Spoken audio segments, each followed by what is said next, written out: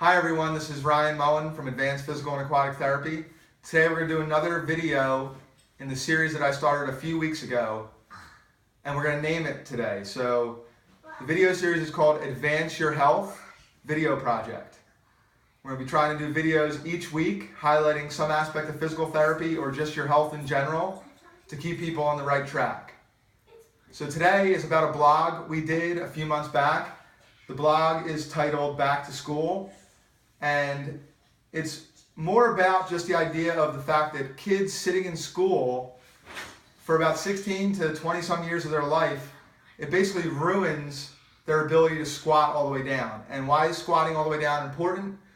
That's the time we spend in sitting, which is kind of like in the middle no man's land, which I'm doing right now, is ruining our hip and low back range of motion and health.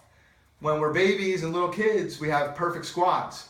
Then we go to school and spend all that time in a desk, all the time sitting, playing video games, watching TV, and then these kids develop tight hips and low back, and then that leads itself to hip and low back pain as you get older.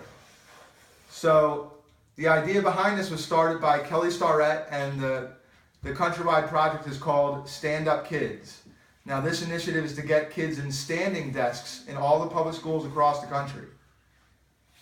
I believe in this a lot because one of the concepts that you need to think about is that a lot of the countries, well, all the countries, that people either sit on the ground, they don't really use chairs to eat, and they squat when they interact in everyday life. They don't use chairs, and those countries, people have little to no incidence of hip or low back dysfunction. Now, in our country, we sit all the time, whether it's driving, our desk jobs, sitting watching TV, sitting doing work. All of that culminates into the fact that we have the highest incidence of hip and low back dysfunction, and it's our number one orthopedic problem in this country. So I think that's a huge eye-opener when it comes to why sitting is bad for us. So in this initiative, some of the stats on here is kind of eye-opening. The kids that are ranging from 8 to 18 in a study, not only do they sit 4.5 or more hours a day at school, they then sit an additional 7 hours in front of a computer screen, regardless of their background and their status, because they're basically plopped in front of a video game or a TV or a monitor and a computer doing schoolwork, probably. Our kids are combined sitting, 85% of their waking hours is in sitting. No wonder we have one of the highest rates of low back pain as we age.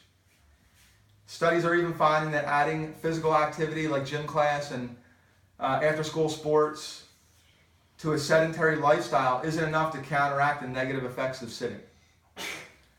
So I believe in trying to educate people in why sitting is bad for us, and that we need to develop a healthy squat and or be standing more of the time. And it's not a bad thing to relax every now and then, but you just don't want to be there for 85% of your day. Thanks, guys. I'll see you next time for a different topic on one of our blogs in our Advance Your Health video project.